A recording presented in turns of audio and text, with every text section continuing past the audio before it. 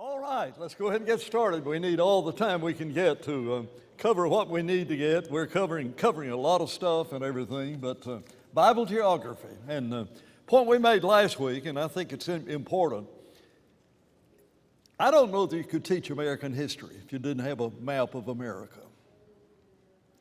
I mean, I want you to think about it. If we didn't know where Jamestown or Plymouth Rock or the Great Lakes were, or the Mississippi River or Mexico and Canada and Washington D.C., I don't know that you could teach American history. Isn't that amazing?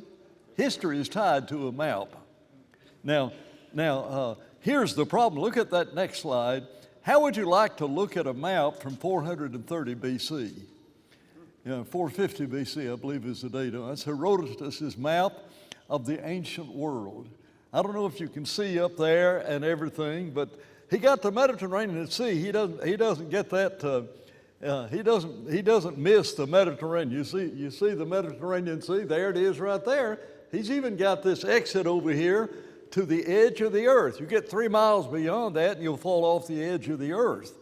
But I mean, I'm just amazed that they've got that concept of what it is.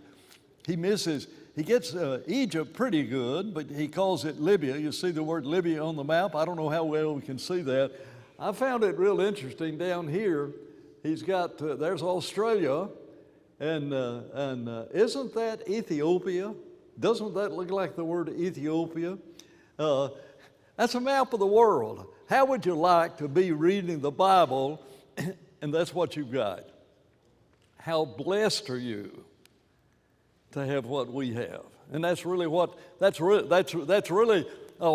study is to try to get back and help us to understand this. I mean, you can spend a lot of time looking at that map, and the more I look at it, the more interesting I find it. You see where he's got Asia and he's got India. Can you see India over here? I don't know if you can see that or not. There's India. There's all of Asia. India's actually well back over here. And there's Arabia. He got that pretty good. He got to see the Red Sea reasonably well. Now, I'm just amazed they've got that good of a map but if you're drawing a flat map because there's a flat earth, you got a major problem. You know, those who believe in a flat earth have a real problem when you get down to South America, when you get down to South Africa and everything, because they got it all scattered out, but you can get in a ship and just go just a few miles and get over to not just a few miles, but just go a short distance, and all of a sudden you've gone from one part of that southern hemisphere over to the other. And so I find that real interesting. The flat, it's interesting. You can go on the internet if you want to and look for a flat earth map. They'll show you sort of how they did that and everything.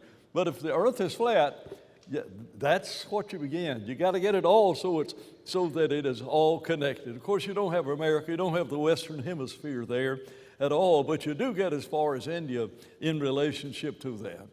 Now, when we're using maps, here's what we want to do. When we want to see these maps, first of all, look at the Old Testament map, because I think that's the next slide if you'll go to it. There's the Old Testament view, and there is that view of the Old Testament. Now, that's not all of the Old Testament.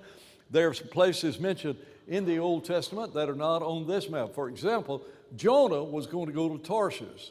That's way back out over here. That's not, though it's mentioned in the Old Testament, generally that's the Old Testament map. And so whenever you look at the Old Testament view of the Bible, that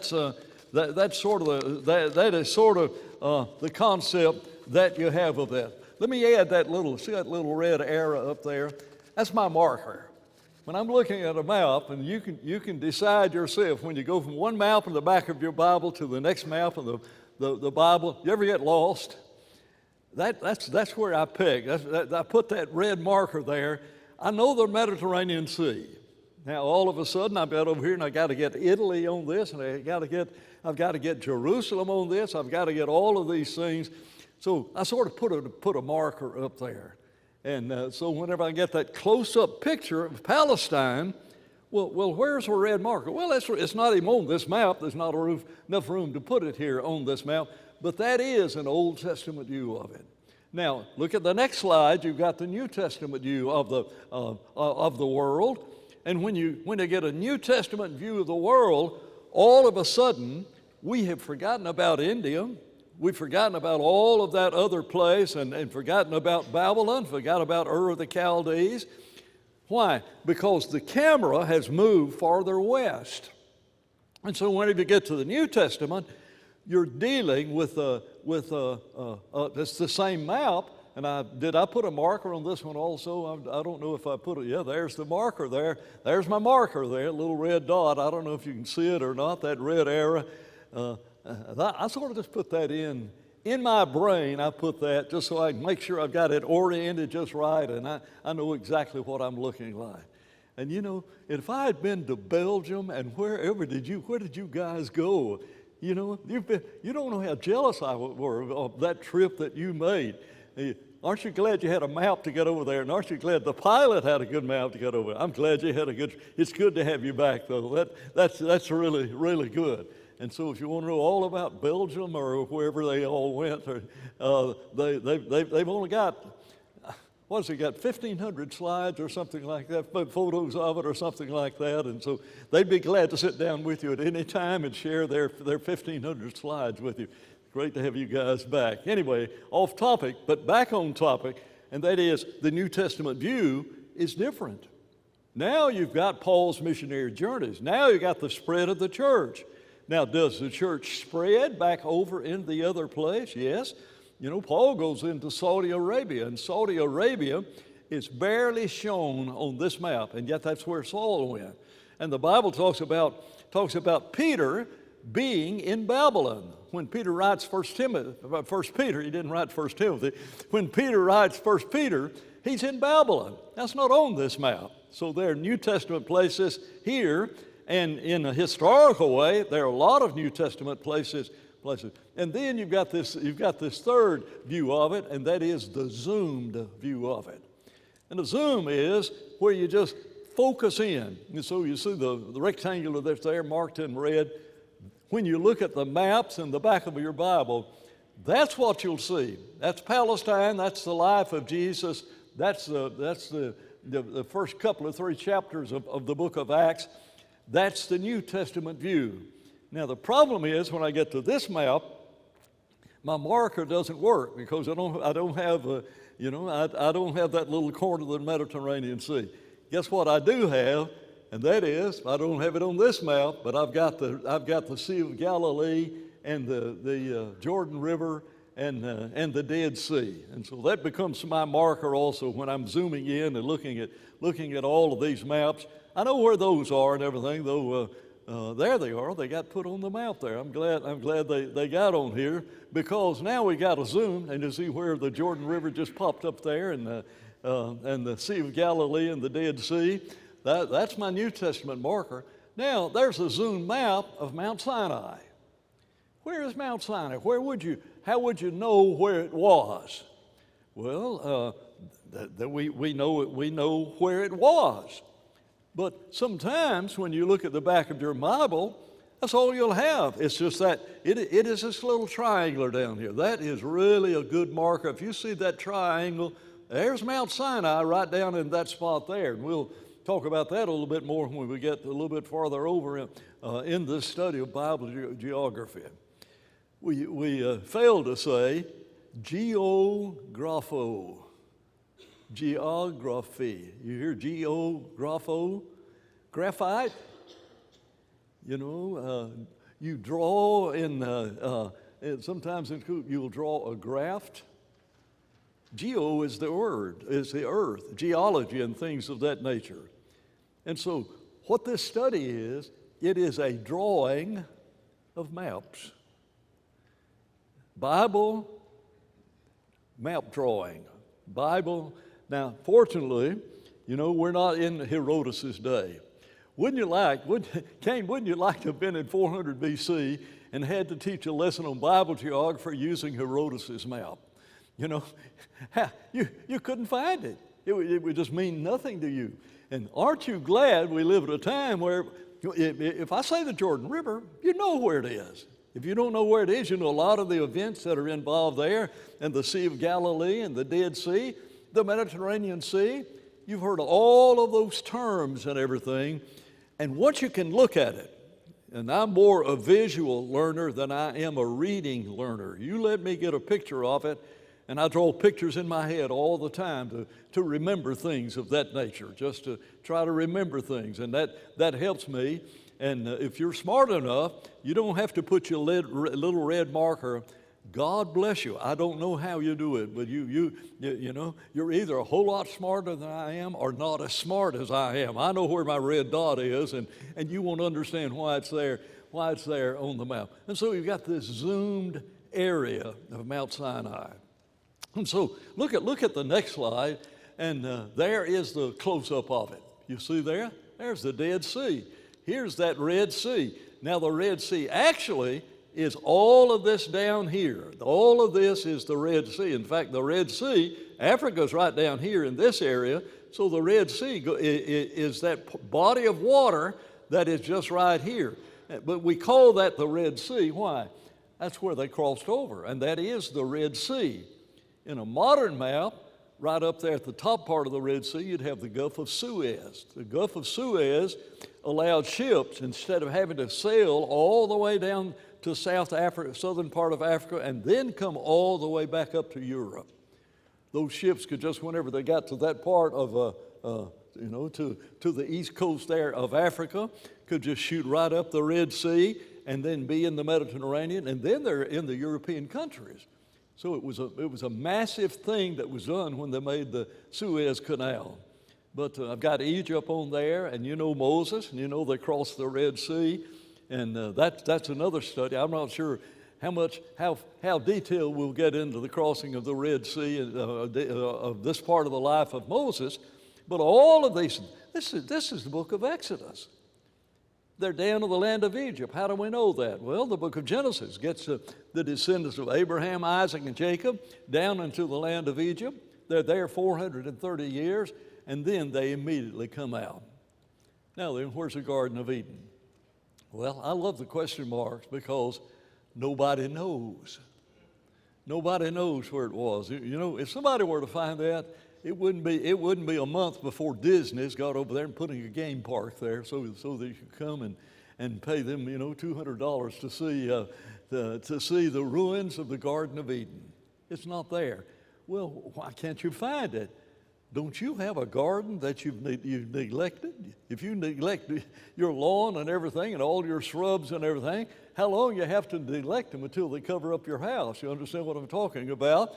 And so in a very, very short time when they came out of the Garden of Eden, now this is not biblical, but one day Adam and Cain, and it's actually Adam, Cain, and Abel were walking outside, and Adam looked over there and said, "We used to live over there before Mom ate us out of house and home."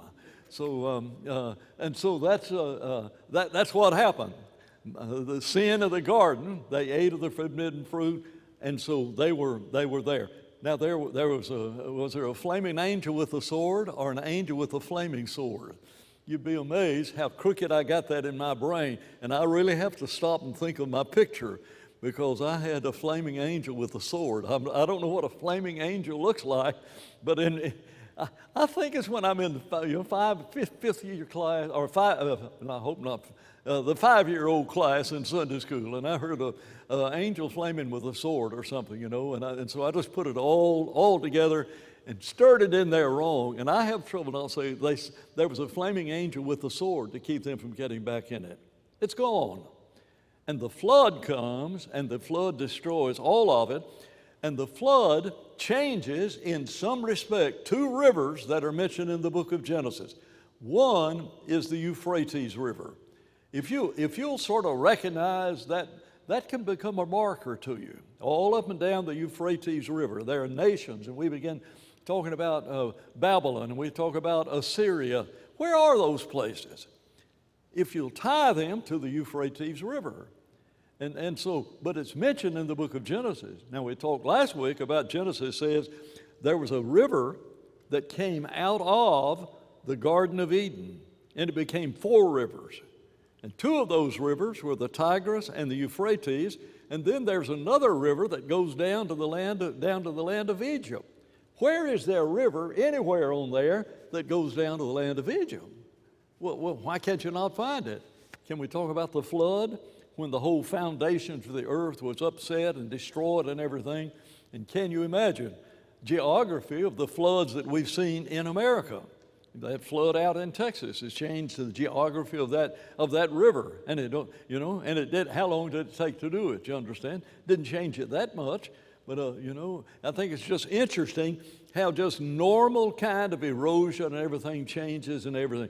Now you put in that when the fountains of the earth were broken up, if there's a lot of earthquakes, it would have changed everything, and it could have changed how tall the mountains were, because. All of the mountains were covered up by 15 cubits of water. Well, 15 cubits of water above Mount Everest. Wait a minute.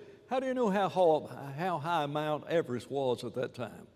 We don't have any knowledge at all of what the pre-flood world was like.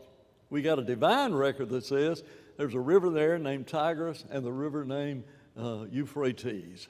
And so we know where those are, but they may not be even where they were. But that's what you've got. So look at that next slide, and then where's the mountains of Ararat? Now don't let the marker that's about to pop up there confuse you, because the mountains of Ararat are somewhere up in that mountainous chain that runs across there. All across this area, well, I better point at this instead of at the TV back there. There's a mountainous chain that comes right across all of this, and all of this is mountainous area. We've got Afghanistan, right? Is that where Afghanistan is? And remember the terrain that was involved in Afghanistan. A mountainous region that is all the way, goes through Asia Minor, all the way over.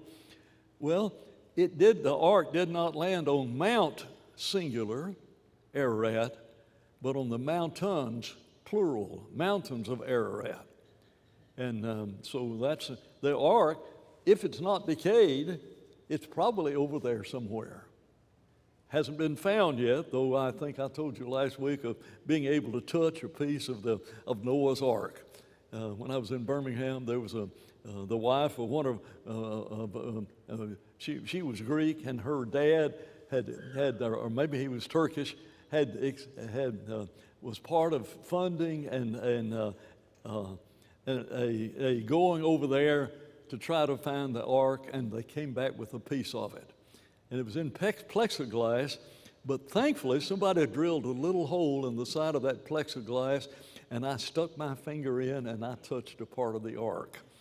And if you give me $25, I'll let you touch my finger. This is the finger that has touched the ark, okay? I mean, isn't that what Walt Disney would do? Isn't that what somebody, if they found Noah's Ark, you know what they'd do of it? Can you imagine what they would do in relationship to it? But it's a monthly special, $20 for the month of September, okay? All right, now then, this is what you've got. And so we don't know where the ark, we know where the mountains of Ararat were. They haven't moved. Noah comes out of the ark lands on the mountains of Ararat, and so his descendants come out of that area. Now we're going to jump right here. We're going to jump to Abraham. We're coming back to when Noah comes out of the ark in just a few slides. But I want us to get to a part of the Bible that we know. On the Euphrates River, there's a place called Babel. You know what happened at Babel? You get babbling from that word. When you're babbling, what are you doing? He's babbling, okay? You understand that? That's babbling. Somebody's babbling. Why on earth would you name a place Babylon? It's where God confused the languages. So somewhere on the plains of Shinar is where Babel is. Babylon later has another name. And you look at the top of the screen, it's Babylon. Babylon becomes an entire nation. But it was the place where they were going to build a tower to get into heaven. And, and so that's the Lord confused their tongue, and the name of that area where that tower was is Babylon. They didn't call it Babylon, they called it Babel, because that's the word, Hebrew word evidently, for confusion. And so they named that place Babbling. Now they didn't say babbling, they named it confusion. Because when they're trying to build the tower up into heaven, they were looking for the goose that laid the golden egg. No, I got that mixed up too when I was in Sunday school and everything. No, in fact, you look in the book of Deuteronomy, and you know that's not heaven. He said the spies that came back spying out the land, Moses says, you came back and you said there were the walls that reached up to heaven. That's interesting. It's up into the sky and everything. And that's what they were doing. And they built that tower lest they be scattered. Now, if nobody's speaking your language, and then you find somebody that does speak your language, wow, now you can talk to somebody. You don't understand anything else but you find somebody that speaks your language, and so there's a gravitation of people that just naturally come from that sort of thing. You're just attracted to people that sort of know your language and everything, and that's likely what happened. And that's why you get folks up in Denmark. Why on earth? Where does the Danish language come from? Well, you can trace the origin of it back some ways, but they all went up there. What do folks in Scandinavia look like? Yeah, are they blonde-headed and fair-skinned? Yeah. Why? Well, I'm not sure because there's no sunlight there, but that's why, they went up in that area. And that helps you to begin to understand some of the races that are involved. You can tie them to this matter of Babylon, or it's possible, and maybe I have some better say it, perhaps you can tie them to the matter of them spreading because of the languages that were there. And so we've got the Tower of Babel. That later becomes Babylon. And so that's in Genesis 11. You know where Abraham comes in? Genesis 12. So in Genesis 12, we get to Abraham. We look at Ur and the Ur of the Chaldees. And you know where Ur of the Chaldees is? You should know if you were here last week. I hope you've got some idea where Ur is. Go ahead and show the location of it. We've got the journeys of Abraham called out of the city of Ur. And he goes up to Haran. And this is a map that I drew. I remember having fun trying to decide where he crossed the Euphrates River, okay? I want you to know, nobody knows where that did, but when Dan's drawing the map, Ur's on the wrong side of the Euphrates because he's got to get what amounts up there when you get up to where the Euphrates is. What is the north side? It'd really be the northeastern side of the river there. Somewhere along the way, they crossed over, and that made that journey possible. But he goes up to Haran, and from Haran, he comes down into the Promised Land. All right? Look at what is stated about the Promised Land. When he gets down to the Promised Land, on the same day, the Lord made a covenant with Abram, not Abraham's name has not yet been changed, saying, to your descendants have I given this land. Well, what land are you talking about? From the river of Egypt to the river of the Euphrates. Guess what? We know where those two are. Look at the next slide. We've indicated it. We'll go back. Go back one more slide. There we go. The river of Egypt. It's a smaller stream. It's not the Nile River. That was not the promise of. There was a smaller river there called the river of Egypt. So from the river of Egypt unto the Euphrates River. Abraham, you're going to have this land. Now, as you think about the story of the Bible, it's Adam, it's Noah, and it's Abraham. You've got geography. Adam, geography. Noah, geography. Abraham. And with Abraham now, all of a sudden, we're getting some real specific places mentioned, and we know where they are in the maps that we have. And so look at the slide we tried to indicate on that next slide. That's how much land it was promised. I'm going to give you all of this land. Now, when he makes that promise, he says, they will be slaves down in the land of Egypt. They'll be slaves down in the land of Egypt for 4 centuries. And after 4 centuries, I'm going to bring your descendants out and give them this promised land. All right? Well, how do you get down to the land of Egypt? Well, Abraham has a son named Isaac.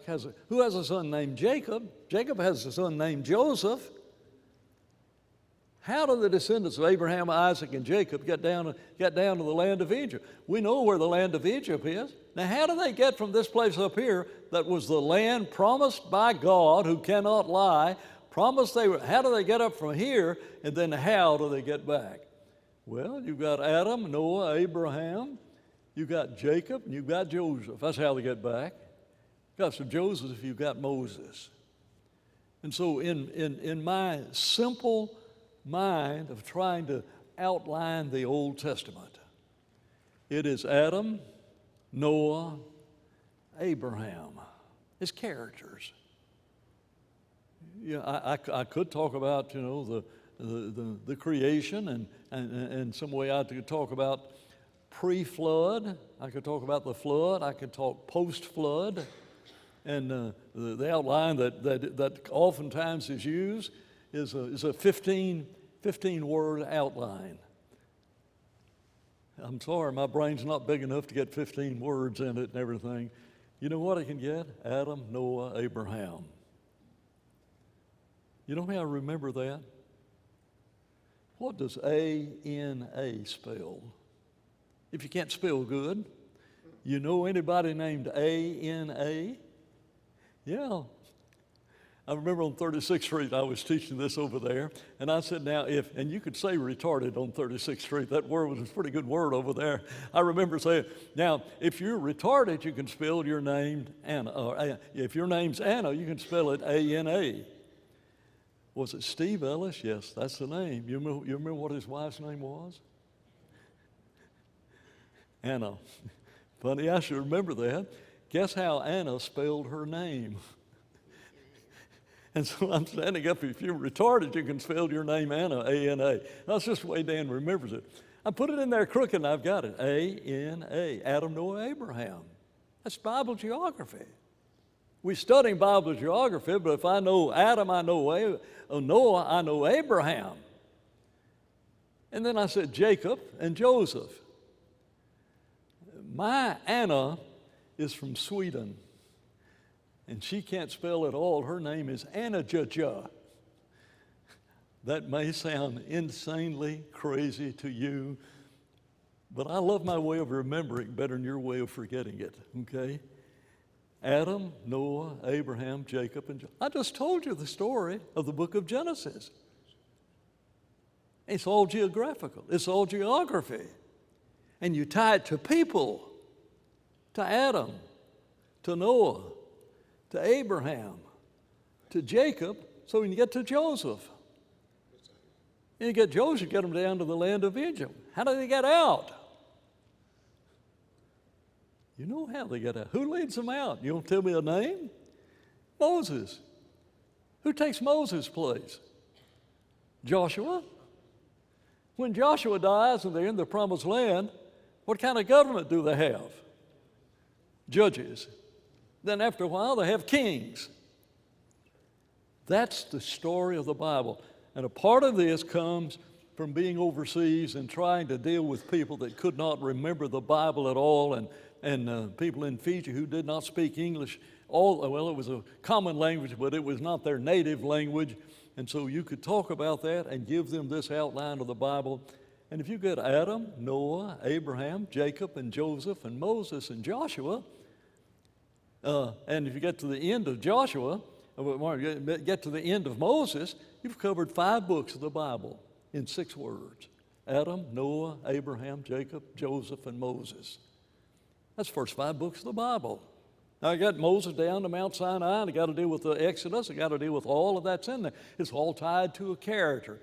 And I believe that, when I try to teach the story of the Bible is Bible stories. Isn't that amazing? Adam got a story. Noah got stories. Abraham, yep. Jacob, yep. Joseph, yep. That's the book of Genesis. And then Moses, you add Moses to that, now you got the next 4 books. You got would there be nearly 100 chapters, 50 chapters in Genesis, and how many in Exodus? 40 in Exodus. Leviticus has got, is it 30? You got 20. I got between 20 and 30. And so you've got all of these chapters. That's all Moses and Leviticus, Numbers, and Deuteronomy. Deuteronomy's got 34. You've got 100 chapters talking about Moses. Why? Because it's Mount Sinai. It's the crossing of the Red Sea. That's Bible geography. And so that's what that is what you have in relationship to this. Well, let's go ahead. Let's go keep going. There's the boundaries of that. Now let's jump back. Let's go back to Noah. This is all brand new. Cush hath begotten Nimrod. I love this simple English, just very British, I'm sorry. Cush begat Nimrod. Who's Cush? You know who his daddy was? Shem. You know who Shem's daddy was? That's Noah. And so now we're talking about Noah's great-grandson named Cush. And Cush was a great hero in the land. He's been called the hero before Jehovah. It is said as Nero the hero in hunting before Jehovah. And then it says, and the first part of his kingdom, the first part of the kingdom of Nimrod, and Enoch, and then he mentions these others, he went from the land of Egypt and he went to Nineveh.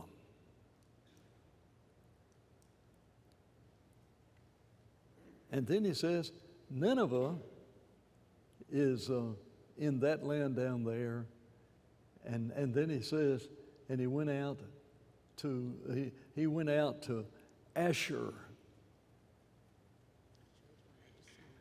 That sounds something like we're going to talk about Bible geography. When Noah comes out of the ark, I want you to hear this, has a great grandson. His name is Nimrod. He's a mighty hunter. He built great cities. I think the next verse, the one I do not hear, talks about one of the great cities that he built. And he goes and he establishes Nineveh. Now, Nineveh's not important in the book of Genesis.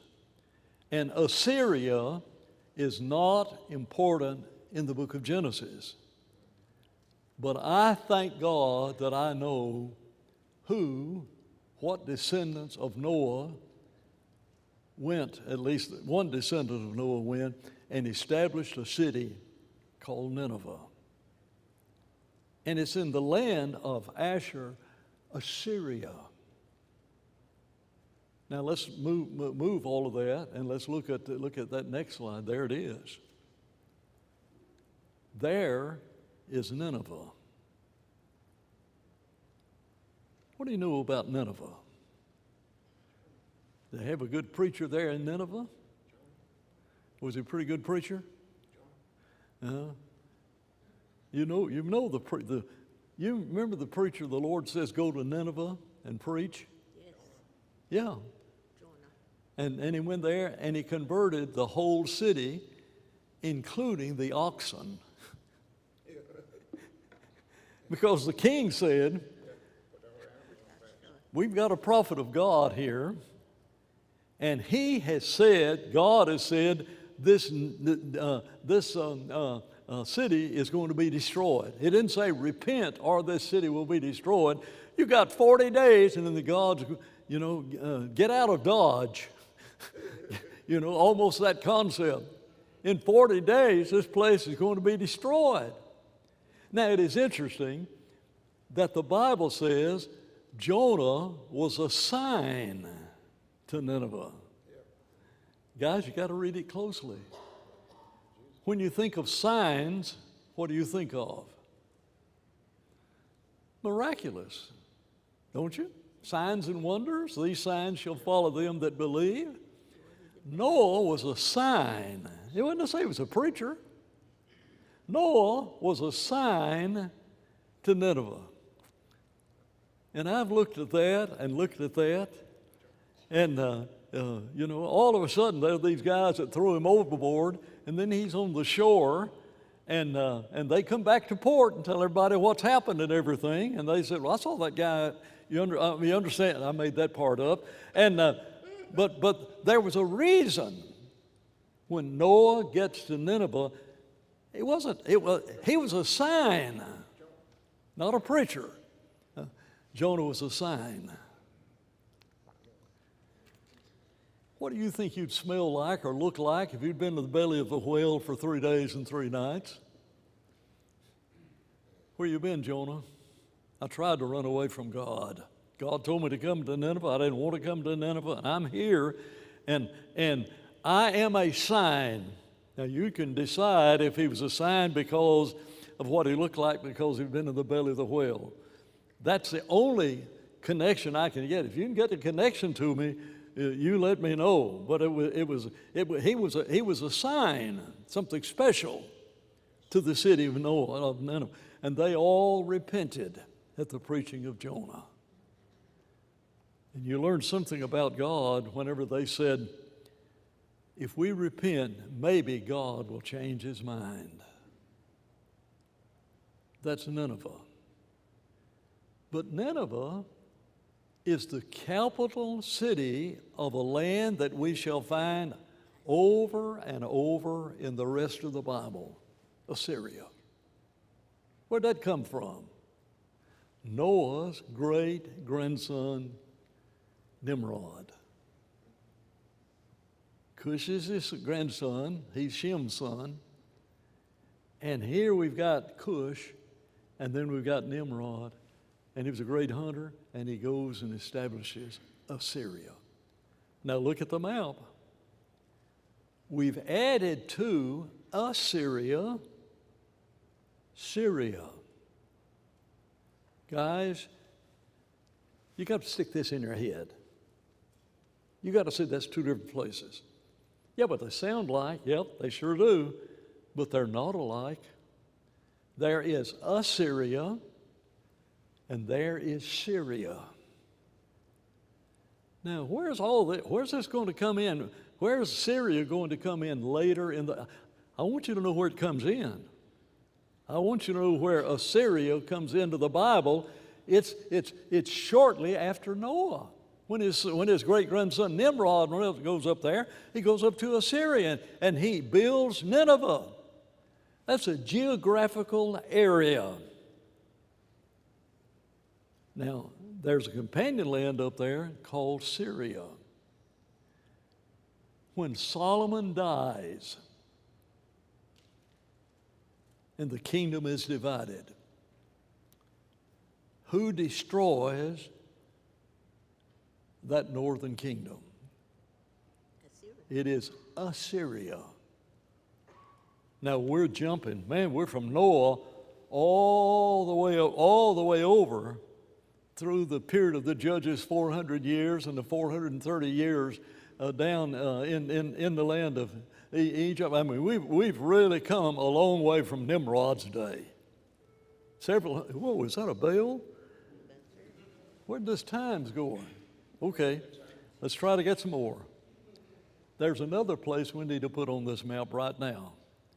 There is Assyria and there's Babylon. Who destroys the southern kingdom? There it is. Who destroys the northern kingdom? Assyria. What do? They don't tear it down. They just take all the people and move them out. They move people from other nations in. That's the way Assyria did away with the power of a nation they might have conquered. They just moved people out and moved people out. They lost their identity. But then you get to Babylon. During the time when Assyria is doing all this, Babylon is nothing. Babylon, in reality, if talking about Daniel, Shadrach, Meshach, and Abednego, only last as a powerful kingdom for 70 years. I don't know. Let's look at the next one. The bell's going to get us, and so when the bell rings, would you raise your hand? I may not hear it. Sodom and Gomorrah. Go back to Abraham. Where's that? The Bible doesn't tell us specifically. Look at the next slide. Down in that area. That's where Sodom and Gomorrah were. It is interesting, geographically, the lower third of the Dead Sea is not as deep. The Dead Sea is pretty deep, but the lower third of it is not that deep. And so it's possible that whenever the Lord rained down fire and brimstones, that could have been where they're described as the cities of the plains. You do away with that, that could easily be the plains that were down there. We don't know, we just know approximately where they were. Next slide. Moab and Ammon. Who's that? That's Lot's sons. The Moabites and the Ammonites. Where do they come from? Lot had 2 sons, but to his 2 daughters. Each of them had 1 son. The name of the first was Moab. The name of the second was Ammon. Was the origin of the word Ammon. And so now we've got their descendants. You get over here, the Jews go in to take the promised land. They got to deal with the Ammonites. They got to deal with the Moabites. And let's put another one up there, and that's Esau. The descendants of Esau, the Edomites. It's all tied together. Geographically,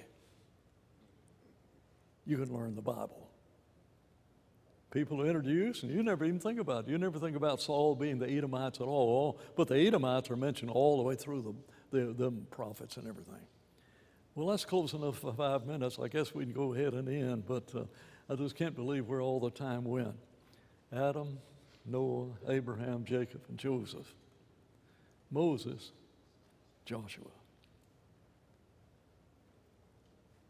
That's 7 of the 15 word outline of the Old Testament.